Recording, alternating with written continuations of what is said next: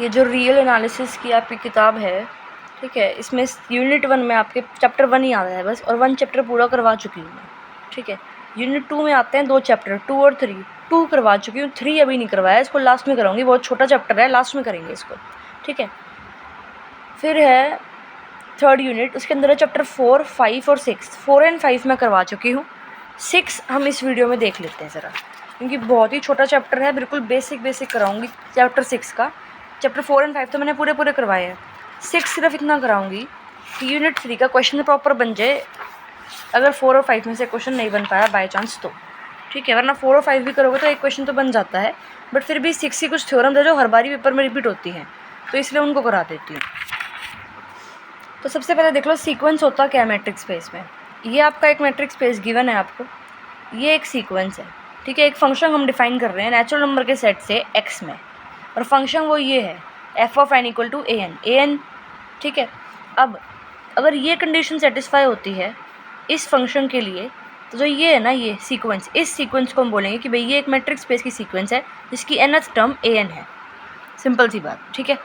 और अगर x r के बराबर हो गया तो सीक्वेंस को हम रियल वैल्यूड सीक्वेंस बोलते हैं, सबको पता है। और ये जो सीक्वेंस है इसकी जितनी भी टर्म्स है उसका एक सेट बना दो, मतलब जो ये सीक्वेंस है मैट्रिक्स स्पेस में उसकी जितनी भी टर्म्स हैं अलग अलग टर्म्स, उसका एक सेट बना दो, तो उसको हम बोलेंगे रेंज या range set of the sequence, simple. Next definition है convergence in a metric space की। अगर ये एक सीक्वेंस है मैट्रिक्स स्पेस में, हम बोलेंगे भाई ये जो सीक्वेंस है ना ये किसी पॉइंट, मान लो वो पॉइंट ए मान लेते हैं इस x का, ठीक है, इस ए पॉइंट पे कन्वर्ज करती है। तो कब कन्वर्ज करेगी, जब इस सीक्वेंस की जो nth टर्म है an और जो ये कन्वर्ज होने वाला पॉइंट है a, इनके बीच में जो डिस्टेंस है ना वो 0 को टेंड करेगा, जब n इन्फिनिटी को टेंड करेगा, एज सिंपल एज दैट, ठीक है।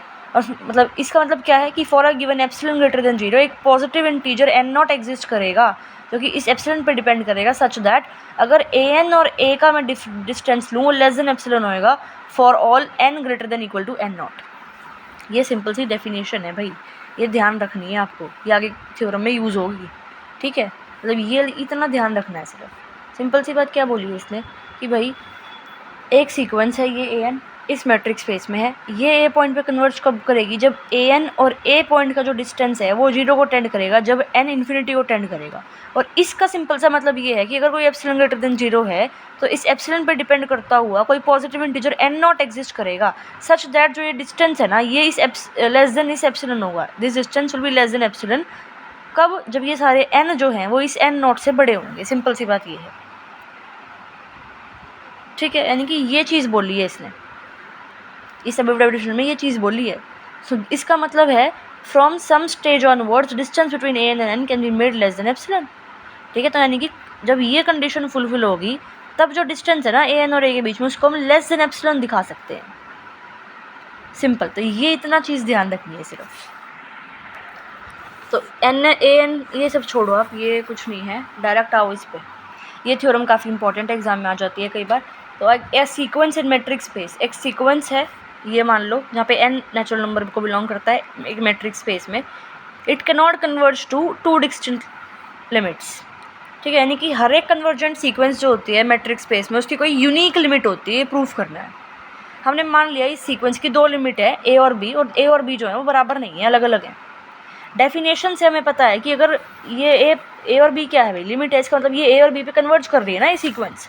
तो डेफिनेशन से जो भी पढ़ी है कन्वर्जेंट ऑफ अ सीक्वेंस की, कि भाई अगर ए पॉइंट पे सीक्वेंस कन्वर्ज करती है इसका मतलब सीक्वेंस की जो nth टर्म है दैट इज़ an, और जो a है उसका डिस्टेंस जो है वो 0 को टेंड करेगा जब n इन्फिनिटी को टेंड करेगा। सिमिलरली अगर जो ये सीक्वेंस है b पॉइंट पे कन्वर्ज करती है तो इसका मतलब उसकी nth term that is an, और जो b पॉइंट है उसका जो डिस्टेंस है वो 0 को टेंड करेगा एज n टेंड्स टू 0।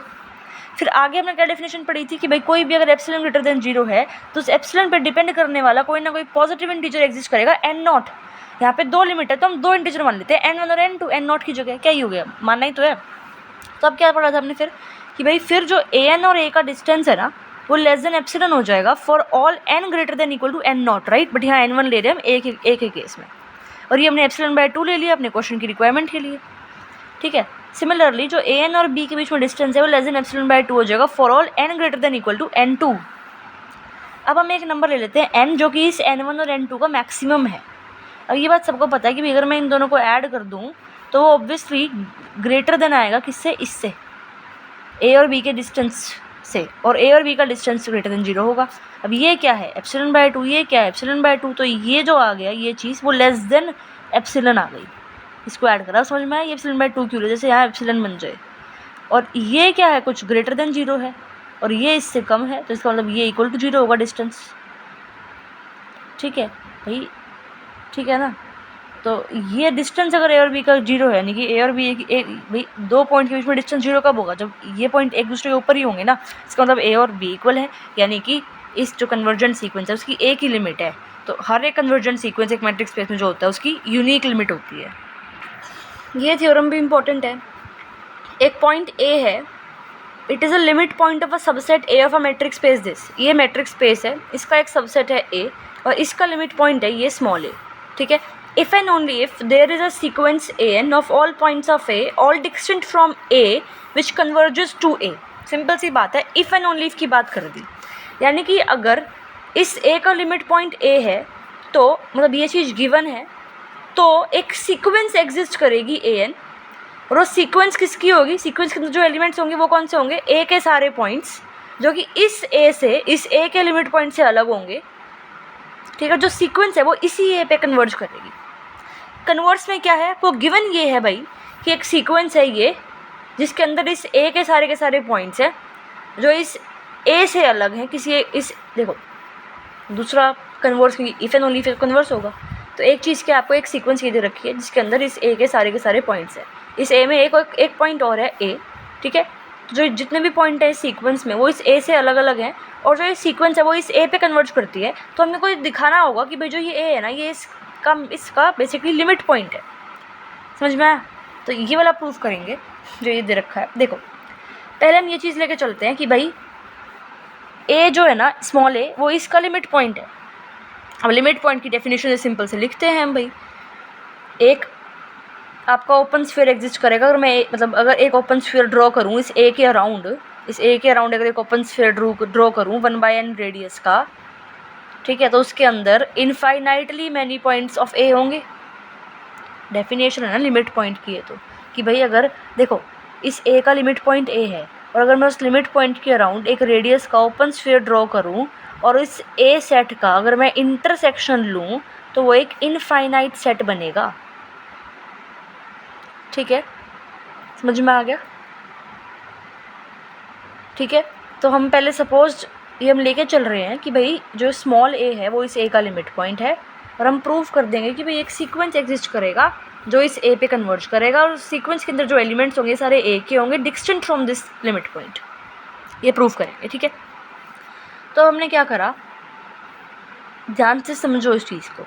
इतना समझ में आया ना कि भाई a small a limit point है इसका, तो for each n belonging to natural number का सेट ये एक ओपन स्फीयर है जो कि इनफाइनाइट पॉइंट्स ऑफ ए को कंटेन करेगा। इनफाइनाइट पॉइंट्स ऑफ ए को ये कंटेन करता है, इसका मतलब अगर हम इसका और ए का इंटरसेक्शन ले लें तो उसके अंदर भी इनफाइनाइट एलिमेंट होंगे, तो ये भी क्या है, एक इनफाइनाइट सेट होगा। ठीक है, अब n की जगह ले लेती हूँ 1, तो ये क्या हो जाएगा S1A, यानी कि ए के अराउंड एक ओपन स्फीयर बन रहा है 1 रेडियस का, उसका और ए का इंटरसेक्शन लेती हूँ। ठीक है, तो इस सेट में से एक एलिमेंट उठाती हूँ मैं A1। ठीक है, इस सेट में से एक एलिमेंट उठाया क्या, A1। ठीक है, अब n की जगह लेते हैं 2, तो 1/2 हो जाएगा। अब ये एक सेट है, ये भी एक इनफाइनाइट सेट होगा। इसमें से एक एलिमेंट उठाती हूँ A2, जो कि मैं लेके चलूँगी भाई इस A1 के बराबर नहीं है, क्योंकि बोला है ना सारे के सारे सीक्वेंस में डिस्टिंक्ट एलिमेंट है। बेसिकली ये एलिमेंट चूज़ करके एक सीक्वेंस कंस्ट्रक्ट कर रहे हैं। ठीक है, n को पुट करा 1, उस सेट में से एक एलिमेंट उठाया, n को पुट करा 2, उस सेट में से एक एलिमेंट उठाया, और ये दोनों एलिमेंट बराबर नहीं है।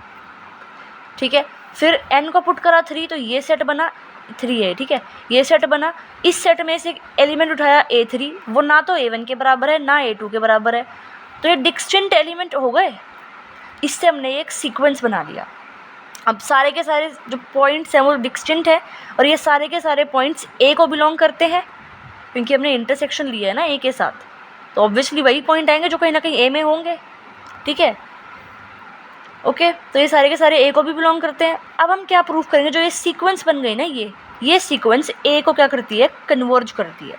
अब डेफिनेशन देखो जो कन्वर्जेंस की हमने पढ़ी है कि भाई अगर कोई एप्सिलॉन ग्रेटर देन 0 एग्जिस्ट करेगा तो एक positive integer depending on this epsilon N not exist करेगा such that N not will be greater than 1/एप्सिलॉन। क्वेश्चन की रिक्वायरमेंट की हमने ले लिया ये चीज़। Then for any N greater than N not, ये तो पढ़ के आए ना डेफिनेशन में कि भाई अगर भाई कोई सीक्वेंस है वो ए को कन्वर्ज करता है, यानी कि ए एन और ए के बीच में जो डिस्टेंस है वो लेस देन एप्सिलॉन होता है, बट ये हम 1/n ले रहे हैं अपनी क्वेश्चन की रिक्वायरमेंट के लिए, और n greater than N not है तो n की जगह हमने ये एन नॉट ले लिया। ठीक है, ओके। अब n greater than N not तो हमने यहाँ ये ले लिया, और ये देखो n नॉट ग्रेटर देन 1/एप्सिलॉन, तो अगर हम इसको उधर लेके जाएंगे ये n नॉट ग्रेटर देन 1/एप्सिलॉन है। ठीक है, अगर सिंपल से 1/n नॉट कर दें तो ये ऐसे हो जाएगा, ये चेंज हो जाएगा, ये एप्सिलॉन बन जाएगा, तो ये एप्सिलॉन ले लिया। तो हमारे पास डायरेक्ट ये चीज़ आ गई भी जो डिस्टेंस है ए एन और ए के बीच में वो लेस देन एप्सिलॉन है, और ये कब होगा जब भाई ए एन ए को टेंड कर रहा है, और जब कब टेंड करेगा जब एन इन्फिनिटी को टेंड करेगा। और यही होती है क्राइटेरिया सीक्वेंस का, भाई सीक्वेंस ए पॉइंट पर टेंड करता है तो ये प्रॉपर्टी होती है, और यही होगी आपकी सिंपल। ठीक है, ये प्रूव कर दिया हमने। फिर हम कन्वर्स में क्या प्रूव करेंगे, हम एक सीक्वेंस लेके चल रहे हैं ये जिसके अंदर सारे के सारे ए के पॉइंट्स हैं, सारे के सारे अलग है, जो सीक्वेंस है वो ए को कन्वर्ज करती है। प्रूव करेंगे जो ये ए है ना ये इस ए का लिमिट पॉइंट है। ठीक है, अब डेफिनेशन सिंपल कि भाई for any epsilon greater than 0 एक पॉजिटिव इंटीजर एन नॉट होगा सच दैट अगर ए एन इस सीक्वेंस की nth टर्म और जो ये ए है इससे वो कन्वर्ज करती है उसका डिस्टेंस निकालोगे लेस देन एप्सिलॉन होगा फॉर ऑल दिस। ये सिंपल डेफिनेशन है।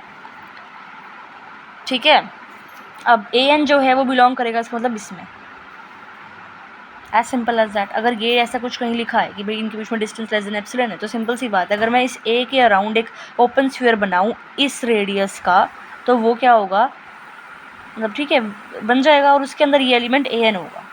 पढ़ा है हमने चैप्टर 5 में आई गेस, हाँ 5 में पढ़ा है। ठीक है, तो भाई अगर ऐसा कुछ कहीं लिखा है ना कि भाई ये क्या है, भाई दो पॉइंट के बीच में डिस्टेंस है ना, ये एक सर्कल है, ये इस रेडियस का बन रहा है, ये सेंटर है ए, ये एक पॉइंट है ए एन, ये दो पॉइंट है आपके। ठीक है, तो इन दो पॉइंट के बीच में जो डिस्टेंस है वो रेडियस से कम है, ये चीज़ तो होती है। तो इसका मतलब क्या है कि भाई हमने इस सेंटर के अराउंड एक ओपन स्फीयर ड्रॉ करा है, यानी कि ए के अराउंड ओपन स्फीयर ड्रॉ करा है इस रेडियस का, और उस ओपन स्फीयर के अंदर ये एलिमेंट दिख रहा है ना आपको ए एन, तो यही चीज़ लिखी है इसका।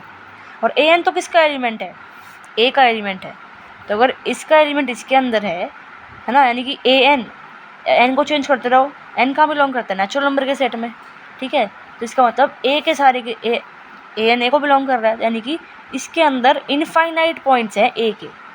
ठीक है, तो ए क्या हो गया, लिमिट पॉइंट हो गया कैपिटल ए का, ख़त्म। ये थ्योरम देख लो, इतनी इंपॉर्टेंट तो नहीं बट फिर भी देख लेते हैं। अगर एक्स एक मैट्रिक्स स्पेस है, ये दो सीक्वेंस है इस एक्स में सच डैट ए एन जो है वो टेंड होता है ए को, बी एन जो है वो बी को, देन जो डिस्टेंस है ए एन बी एन के बीच में वो टेंड करेगा distance between a and B.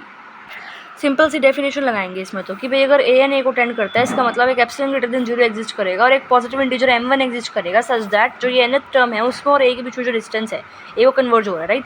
तो डिस्टेंस जो है वो लेस देन एप्सिलॉन बाय 2 होगा for all n greater than equal to m1। Epsilon by 2 ले लिया एप्सिलॉन की जगह अपने क्वेश्चन की रिक्वायरमेंट के लिए। सिमिलरली बी एन के लिए हम ये चीज़ लिख देंगे। अब इस m1 और m2 का मैक्सिमम ले लेते हैं m, ये चीज़ हम पीछे करके भी आए हैं तो हमने यहाँ से ये चीज़ लिख दी। ठीक है, कि भाई जो ए और ए एन के बीच में जो ये यहाँ से ये है लेस देन एप्सिलॉन बाय 2 है, और ये जो है ये भी लेस देन एप्सिलॉन बाय 2 है for all n greater than equal to m, ये ठीक है। अब हमने क्या करा, बेसिकली जो चीज़ हमें चाहिए थी वो ले ली, हाँ मॉड में। इसको हम ओपन करेंगे तो ये आएगा, मतलब बेसिकली हमने ये ऐड और सब्ट्रैक्ट कर दिया। देखो हमें चाहिए क्या है, हमें ये चीज़ चाहिए ना, ठीक है। तो हम क्या कर रहे हैं, यही चीज़ हमने कहीं ना कहीं मॉड की तरीके से ले ली, इस फॉर्म में डिफरेंस ले लिया, उन दोनों का मॉड ले लिया और साथ में, ठीक है। फिर इसको सेपरेट जब हम करेंगे, मॉड को सेपरेट करेंगे तो लेस देन इक्वल टू लिखते हैं। तो ये वाली टर्म यहाँ पर, ये वाली टर्म यहाँ पर, ये वाली टर्म क्या हो गई, ध्यान से देखो, ठीक है। कैसे देखो, अगर ये एक मैट्रिक्स स्पेस है, एक्स वाई जेड इस एक्स के एलिमेंट है और कोई भी 3 डिस्टिंक्ट पॉइंट है, मान लो ये एक्स वाई जेड इसके, तो जो ये चीज़ होती है ना ट्राइंगुलर इनइक्वालिटी, ठीक है, ये ए एन है बी एन, समझ में आया, ओके। अब ये चीज़ क्या है, एप्सिलॉन बाय 2, ये क्या है एप्सिलॉन बाय 2, ये क्या होगा, ये चीज़ क्या होगी लेस देन एप्सिलॉन, यानी कि ये दिखाना था कि भाई ये इसको कन्वर्ट होता है, तो ये क्या हो गया, कंडीशन दिखानी होती है हमें, एज सिंपल एज दैट, ठीक है। नेक्स्ट है कॉशी सीक्वेंस क्या होता है, ये इंपॉर्टेंट है, इसलिए जो बेस थ्योरम है, मोस्ट इंपॉर्टेंट थ्योरम है ये। ये वाली थ्योरम मोस्ट इम्पॉर्टेंट है। 6.7 मोस्ट इम्पॉर्टेंट। देखो एक सीक्वेंस दे रखी है आपको, ये मैट्रिक्स स्पेस ये है। इस सीक्वेंस को हम कॉशी सीक्वेंस इन एक्स कब बोलेंगे? If for given epsilon greater than 0 there exist a positive integer N nought such that a n और ए एन के बीच में डिस्टेंस लेस देन एप्सिलॉन है whenever n comma M greater than equal to n nought. Normal definition पढ़ी है, same ही है, बस फ़र्क क्या है कि भाई इस चीज़ का फ़र्क है, ठीक है। ऑब्वियसली कॉशी सीक्वेंस है तो कुछ ना कुछ एक सीक्वेंस का ही तो एक इम्पॉर्टेंट या सेपरेट केस बन रहा है ना, पर्टिकुलर केस। तो डेफिनेशन तो सेम ही होगी कि भाई ये मैट्रिक्स स्पेस है, ये उसमें सीक्वेंस है, इसको हम कॉशी सीक्वेंस बोलेंगे इस एक्स में कब? जब एक एप्सिलॉन ग्रेटर देन 0 एग्जिस्ट करेगा, एक पॉजिटिव इंटीजर लेंगे n nought depending on this epsilon. तो जो डिस्टेंस है ए एन और ए एम पॉइंट के बीच में वो लेस देन एप्सिलॉन होगा जब भी जो ये एन और एम है वो ग्रेटर देन एन नॉट होंगे। वहाँ सिर्फ आपका ये एम नहीं था, सिर्फ एन था, और यहाँ पे सिर्फ आपका क्या था? ए पॉइंट था ए एन की जगह। एज सिंपल एज दैट, ठीक है। अब देखते हैं कॉशी सीक्वेंस के ऊपर जो ये मोस्ट इंपॉर्टेंट थ्योरम है इसको। Every convergent sequence in a metric space is a Cauchy sequence but converse need not be true. तो क्या बोल दिया कि मेट्रिक स्पेस में अगर कोई भी सीक्वेंस है और वो कन्वर्ज कर रही है, यानी कि वो कन्वर्जेंट सीक्वेंस है, तो 100% वो कॉशी सीक्वेंस है, लेकिन कन्वर्स ट्रू नहीं है। यानी कि अगर आपको कोई कॉशी सीक्वेंस दे दी तो ज़रूरी नहीं है कि वो कन्वर्जेंट होगी, ये प्रूफ कर रहा है। ये मैट्रिक स्पेस मान लिया, ये मान लिया हमने कन्वर्जेंट सीक्वेंस, क्योंकि इसने बोला है भाई कन्वर्जेंट सीक्वेंस गिवन है, ठीक है। अब यहाँ देखो जो हमने ये कन्वर्जेंट सीक्वेंस पढ़ी थी, convergence in a matric space, तो उसको हम इस तरह से लिख सकते हैं ना कि भाई जब लिमिट लग रही है एन पे, एन टेंड्स टू इन्फिनिटी, उसकी वैल्यू ए आ रही है, क्योंकि हम क्या पढ़ रहे हैं, यही तो देख रहे हैं इसमें यहाँ कि भाई जो ये डिस्टेंस है जीरो को टेंड करता है जब एन इन्फिनिटी को टेंड करता है, ठीक है। तो कहीं ना कहीं उसको सिम्बॉलिकली हम ये चीज़ लिख सकते हैं कि जो ए एन है वो ए को टेंड कर रहा है जब एन इन्फिनिटी को टेंड कर रहा है। तो यानी कि इस पे जो आप लिमिट लगा रहे हो एन टेंड्स टू इन्फिनिटी, तो उसका आंसर लिमिट लगा के आंसर क्या आ रहा है? ए आ रहा है।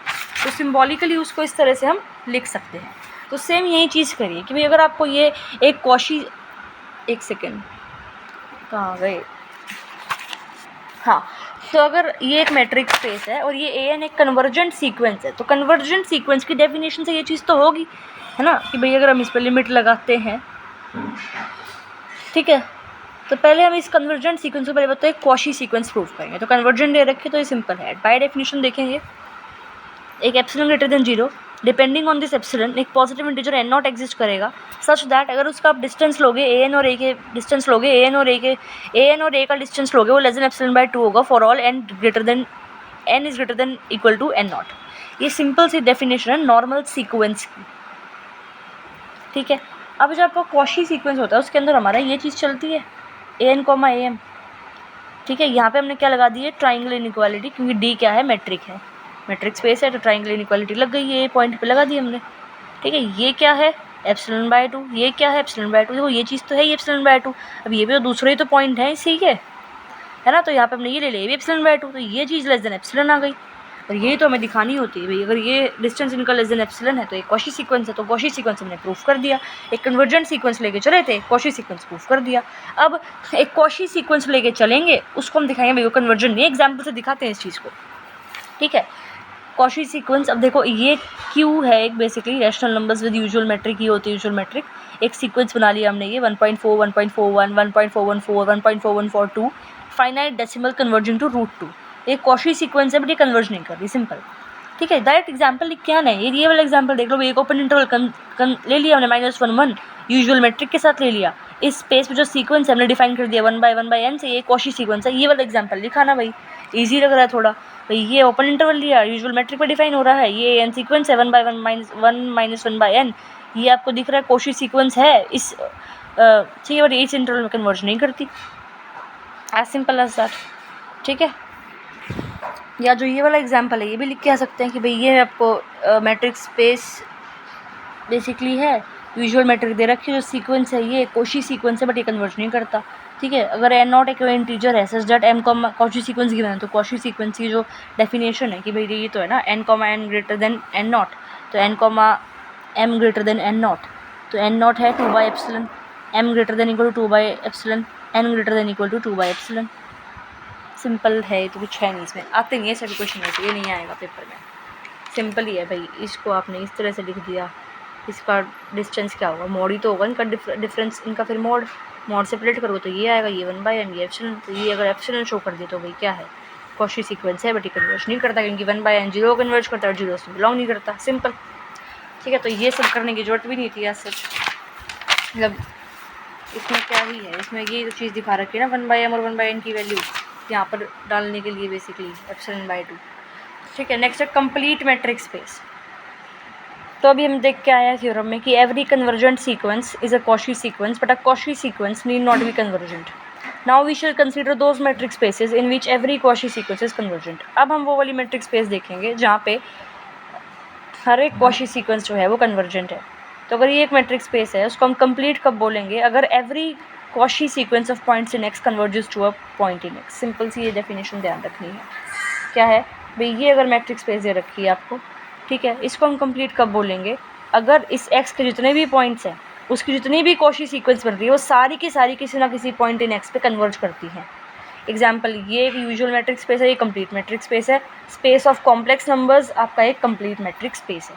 डेफिनेशन एग्जाम्पल सिंपल, ये क्या है, एवरी ट्राइवल या discrete metric space is complete metric space. As example ध्यान रख सकते हो, ये एक ट्राइवल मैट्रिक स्पेस है, डिस्टेंस ए और बी का ये होता है, उसके अंदर डिस्क्रीट मैट्रिक स्पेस में नॉर्मल डेफिनेशन है, डिस्क्रीट मैट्रिक स्पेस की चैप्टर 4 में करी थी मेरे हिसाब से। ये कॉची सीक्वेंस मान लिया, एप्सिलॉन को 1/2 ले लिया, ये कॉची सीक्वेंस है तो बाय डेफिनेशन ये चीज़ होगी, और लेस देन 1/2 यानी लेस देन एप्सिलॉन होता है ना कॉची सीक्वेंस में, तो एप्सिलॉन को 1/2 ले रखा है। अब ये इक्वल टू 0 आ गया तो ये बराबर आ गए, ये इस फॉर्म में है। ठीक है, तो ख़त्म, यानी कि इस x के हर एक पॉइंट पे जितनी भी सीक्वेंस बन रही है, जितनी भी कॉची सीक्वेंस बन रही है वो कन्वर्ज करती है किसी ना किसी पॉइंट पे। ठीक है, तभी उस एक मैट्रिक स्पेस को हम क्या बोलते हैं, कंप्लीट बोलते हैं। ठीक है, फिर एक ये है भाई, ये है सीक्वेंस कंसिडर कर लिया ये, अब ये सीक्वेंस कॉची सीक्वेंस है बट ये इसमें कन्वर्ज नहीं करती। ठीक है, तो ये कंप्लीट नहीं है। सब सीक्वेंस क्या होता है, अगर ये आपका एक सीक्वेंस दे रखा है इस मैट्रिक स्पेस में, अगर मैं एक ये सीक्वेंस ले लूँ दूसरा और ये एक स्ट्रिक्टली इंक्रीजिंग सीक्वेंस ले लूँ पॉजिटिव इंटीजर्स का, यानी कि ये जो है इसके अंदर सारे पॉजिटिव इंटीजर्स एलिमेंट्स हैं, वो क्या है, स्ट्रिक्टली इंक्रीजिंग है। ठीक है, और किस तरह से भी, जो ये इसकी जो nth टर्म है kn वो greater than equal to n होगी, और जो kn है यानी कि जो nth टर्म है वो इन्फिनिटी को टेंड करेगी, जब जो ये n है वो इन्फिनिटी को टेंड करेगा। तो जो ये सीक्वेंस है ना AKN, इसको हम बोलेंगे सब सीक्वेंस ऑफ दिस AN। ठीक है, एक बार डेफिनेशन ध्यान से देखना, समझ में आ जाएगी। एग्जाम्पल देख लो, डेफिनेशन इतनी इंपॉर्टेंट नहीं है भाई, ये AN है। ठीक है, इसमें से एलिमेंट उठा के एक दूसरी सीक्वेंस बना दी, ये अब ये सब सीक्वेंस होगी इसकी, लेकिन अगर एलिमेंट को इंटरचेंज कर दिया तो वो सब सीक्वेंस नहीं होगी। ठीक है, तो ये एक सीक्वेंस है AKN, यानी कि इसमें से कोई ना कोई एलिमेंट उठाए हमने तो ये सब सीक्वेंस हो जाएगी, जहाँ पे ये K1 क्या हो गया, 2 हो गया।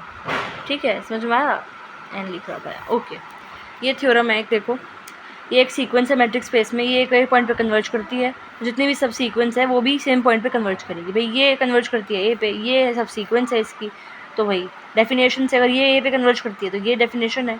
ठीक है, सिंपल। अभी इसकी जगह क्या ले लिया, kn, ये kn n greater than equal to n0 है तो kn भी greater than equal to n0 होगा।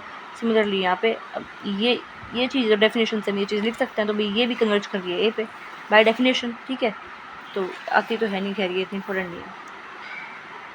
ठीक है, नेक्स्ट ये थ्योरम इम्पॉर्टेंट है। अब इस थ्योरम से हम नेक्स्ट वीडियो में करते हैं। तो पेज नंबर 10 तक हो चुका है एंड 25 मिनट की वीडियो बनने वाली है, तो इट्स इनफ। ठीक है, तो ये कर लेंगे, ये वाली थ्योरम 11 थ्योरम ये भी इम्पॉर्टेंट है। फिर ये वाली थ्योरम 1 3, ठीक है 4 5, ये कन्वर्स नहीं आता, देख लेंगे थोड़ा बहुत। फिर डेफिनेशन है एक, ये थ्योरम है 6 और 7, ये थोड़ी बहुत डेफिनेशन है, और ये 8। ठीक है, ये 8 थ्योरम रहती है, ये नेक्स्ट वीडियो में देखते हैं।